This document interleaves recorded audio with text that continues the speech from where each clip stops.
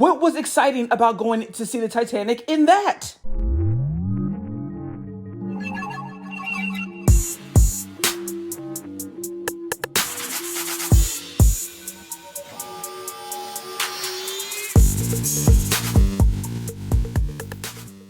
I'd like to be remembered as an innovator. I think it was General MacArthur said, "You're remembered for the rules you break." And I've broken some rules to make this. I think I've broken them with logic and good engineering behind me. The carbon fiber and titanium. There's a rule you don't do that. Well, I did. I would never laugh at tragedy. I don't find anything funny about tragedy. And a tragedy to me is something that warrants sympathy.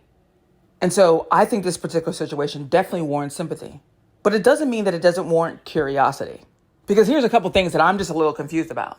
So 5 extremely wealthy people, billionaires, decided to get in something that looks smaller than like the Goodyear blimp and then to dive 12,000 feet down. And then some of you paid for the pleasure of doing so.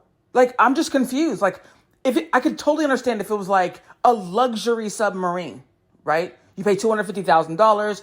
Like, you're getting shrimp and steaks and everything else. There's a pool inside. And you're just beautifully looking at the ocean and everything. I could totally understand you doing that. But for 5 of you that are extremely wealthy people to get into that little blip in the sky and dive 12,000 feet down to go see the Titanic, I'm sorry. There wasn't anything else you could have done with your money?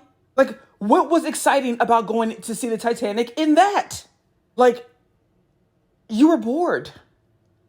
That's really what this story is really about. Like, the boredom of the billionaire. Here's another thing that doesn't make sense to me. Hundreds of migrants actually drowned. But there wasn't like this frenzy to cover that story. That's weird to me. Like, I would think that would be a big story coupled with this story. Interestingly enough, it barely even made the news.